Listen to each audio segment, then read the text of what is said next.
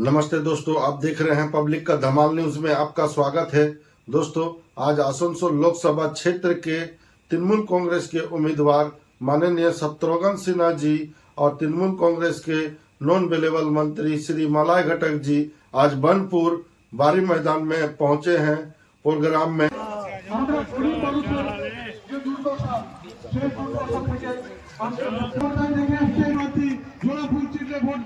শত্রুঘ্ন সিনহাকে জোড়া ফুল চিহ্নে ভোট দিয়ে বিপুল ভোটে জয়ী করুন। তাই আমি যে কথাগুলো আপনাকে বলছিলাম যে আজকে মমতা বন্দ্যোপাধ্যায়ের প্রকল্প, আপনি চিন্তা করুন, আজকে লক্ষ্মীর ভান্ডার সকলের কাছে পৌঁছে গেছে। লক্ষ্মীর ভান্ডার আজকে 500 থেকে 1000 টাকা হয়ে গেছে। অনেকে যারা তপশিলি জাতি উপজাতি তারা হয়তো 1200 টাকা পাচ্ছে। আপনাদের লক্ষ্মীর ভান্ডারের টাকা আপনারা পাচ্ছেন। অনেকে বলে যে 500 টাকা 1000 টাকায় কি হয়। আমি আপনাদেরকে বলছি 500 টাকা 1000 টাকায় কি হয়। এই 500 টাকা 1000 টাকা যেটা মায়েদের অ্যাকাউন্টে বোনেদের অ্যাকাউন্টে যাচ্ছে, এই অ্যাকাউন্টে 500 টাকা 1000 টাকা থেকে আপনি আপনার ছেলে মেয়েদের আবদারটা পূরণ করতে পারবেন, ছোটখাটো খরচাগুলো করতে পারবেন। আপনার ঘরে যদি কিছু কিনতে হয়, সামান্য কিছু কেনার জন্য এই 500 টাকা 1000 টাকা মাসে আপনি ব্যবহার করতে পারবেন। আজকে আর 500 টাকা নেই, আজকে 1000 টাকা করে দিচ্ছেন মমতা বন্দ্যোপাধ্যায়। আজকে আপনারা জানেন এই লক্ষ্মীর ভান্ডার, এই লক্ষ্মীর ভান্ডারে মহিলারা এখানে অনেকে বসে আছেন। আজকে মহিলাদের সম্মান অনেকটা বেড়ে গেছে। আজকে মহিলাদের যে পরিবারের সম্মান অনেকটা বেড়ে গেছে। কারণ জানেন, কারণ তাদের কাছে পয়সা এসছে, অর্থ এসছে। আজকে তারা নিজেদের খরচাটা নিজে করতে পারছে। যাদের কোনো রোজগার ছিল না, যাদের কাছে এতদিন কোনো অর্থ ছিল না, যে মহিলাদের কোনো রোজগার ছিল না, তাদের সব পরিবারের সম্মানটা কম ছিল, আজকে তাদের সম্মানটা বেড়ে গেছে।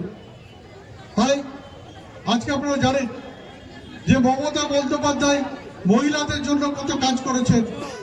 আর একটা দিকে যখন মমতা বন্দ্যোপাধ্যায় কাজ করছেন গরিব মানুষের জন্য, তখন দেশটাকে বিক্রি করছে বিজেপি। দেশটাকে বিক্রি করে দেওয়া হচ্ছে। আজকে রেল বিক্রি হয়ে গেছে, আজকে সেল থেকে শুরু করে সবকিছু বিক্রি হয়ে যাচ্ছে। ইসিএল বিক্রি হয়ে যাচ্ছে, কোল इंडिया বিক্রি হয়ে যাচ্ছে। पहले एक भी बातें पूरी नहीं की। 15 लाख हर इंसान को देने का वादा था, 2-2 करोड़ नौकरी हर साल देने का वादा था, कहा गया। काला धन वापस लाने का मामला था, क्या हुआ?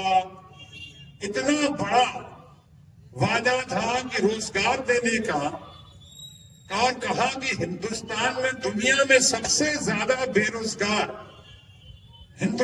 सबसे ज्यादा दुनिया में यूथ 25-30 साल के लोग भारतवर्ष में। लेकिन कितनी तकलीफ और शर्म की बात है कि उसमें से 60-70%, 60-70% लोग बेरोजगार हैं। मोदी की गारंटी थी रोजगार देंगे, मोदी की गारंटी थी। बहुत हुई महंगाई की मार, अब की बार मोदी सरकार, क्या हुआ उसका? उनकी গ্যারান্টি थी। হাসপাতাল করেনি, 24টা বছর বাংলার মানুষের সময় নষ্ট করে দিয়ে গেছে, ভবিষ্যৎটা নষ্ট করে দিয়ে গেছে। আপনারা আমার অনুরোধ যে ঋতব্রত বক্তব্য শুনুন। প্রত্যেক धन्यवाद। मैं ज्यादा समय नहीं लूंगा। मैं पटना से आया हूँ।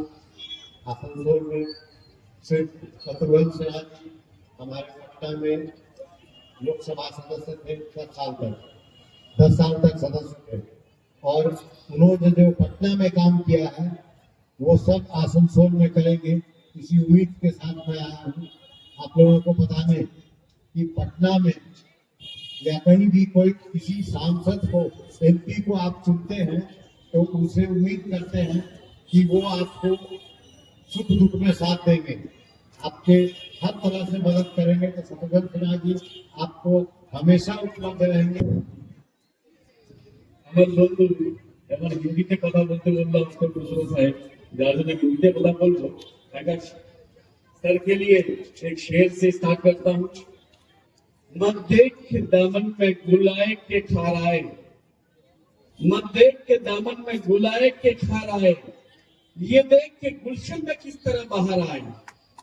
ये जो है मुल्सलसल सजनी अभी है आपका आसनसोल में, और जिसको देखने के लिए हमारा आईपैड की तरफ से तो प्रोग्राम हुआ, मौलाना प्रोग्राम के साथ साथ हमारी ख्वाहिश भी थी कि हम हमारे नेशनल हीरो और फिल्मी दुनिया के हीरो शत्रुघ्न सिन्हा साहब से हम कैसे मिले, इसके लिए भी जो है मेरी ख्वाहिश थी कि आप पहुंचे हम यहाँ, और सुबह आके पहले हम उनसे बातचीत की और इनके बारे में 2-3 बात हम बोलेंगे कि जब ये हेल्थ मिनिस्टर थे उस वक्त जो हमारा बड़ा इनलो शकील अख्तर साहब আমাদের মঞ্চে ভূমিষ্ঠ হয়েছে আমাদের মনোনীত প্রার্থী, আমাদের সকলের খুব প্রিয় শত্রুঘ্ন সিনহা, এবং রয়েছেন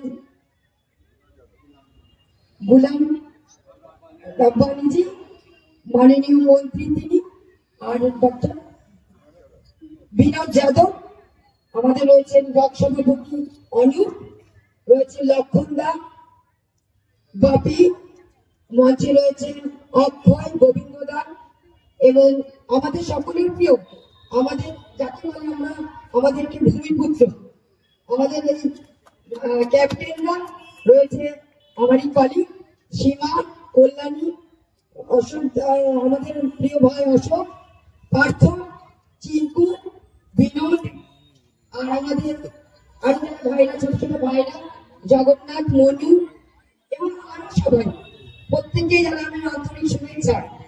আর যাদের কথা না বললেই নয়, যে মেয়েরা এবং ভাইরা আমাদের এই সভাটিকে আলোকিত করেছে, তাদের প্রত্যেকে জানাই আমার আন্তরিক শুভেচ্ছা।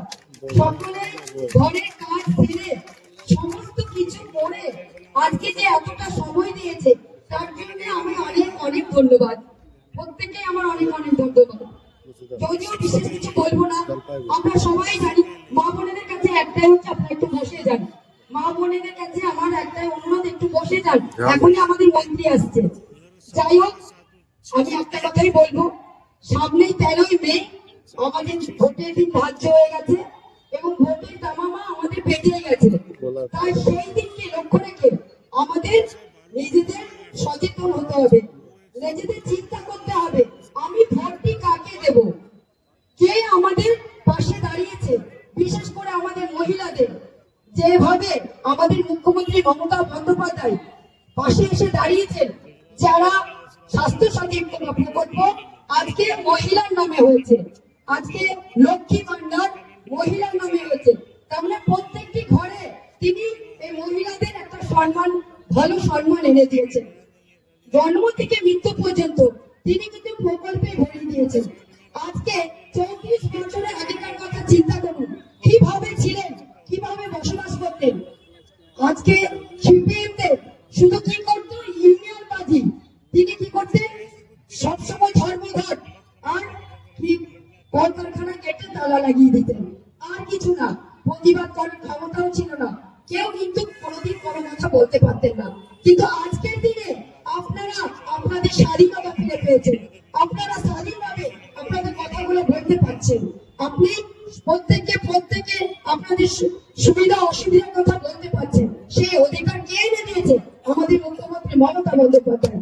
তাই প্রত্যেকে একটা কথাই বলবো, জন্ম থেকে মৃত্যু পর্যন্ত প্রত্যেকটি বাড়িতে প্রকল্প ঢুকেছে, এমন কোনো বাড়ি নেই যে কোনো প্রকল্প ঢোকেনি। তাই ভোট দেওয়ার আগে সম্ভাবনাদের আমি একটা কথা বলবো, চিন্তা করুন কে এত বছর পরেও কে আপনাদের পাশে দাঁড়িয়েছে।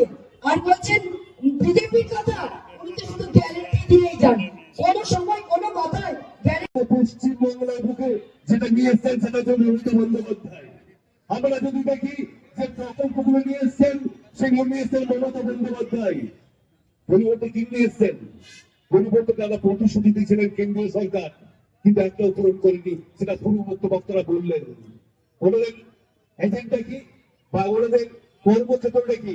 ওনাদের কর্মক্ষেত্র মায়ের সামনে আছেন, মায়ের সামনে মাকে সাক্ষী রেখে আমি বলছি, আমি একটা হিন্দু ছেলে হিসাবে সেই হিসাবে ট্রেন করে বলছি, যতদিন বলবো ততদিন বলবোই। আমরা হিন্দু হয়ে হিন্দু সমাজের বা হিন্দু যে কেউ অবসর তাকে অসম্মানিত করলে করতে দেবো না, আর যেটা মোদী সরকার করছেন।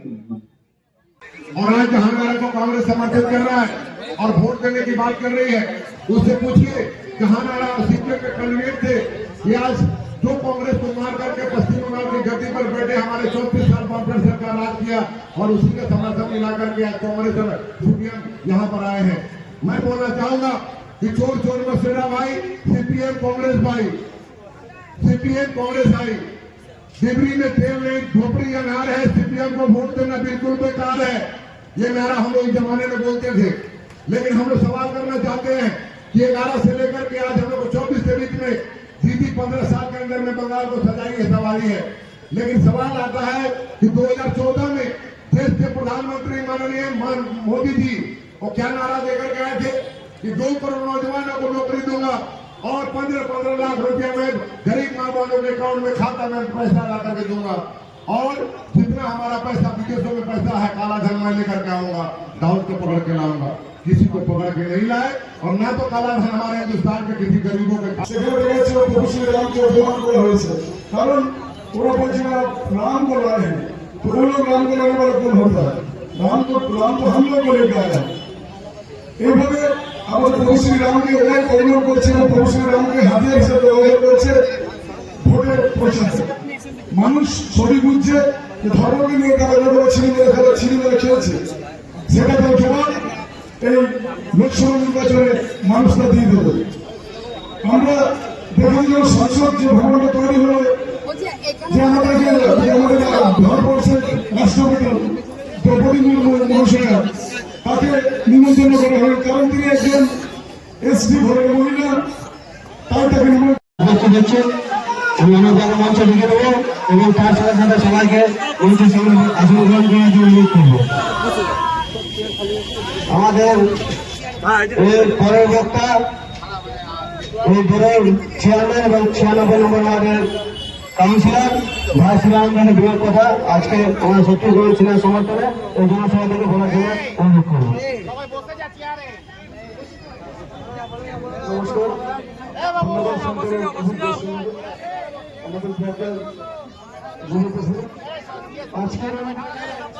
খালি আছে পুরো এদিকে ঢোকা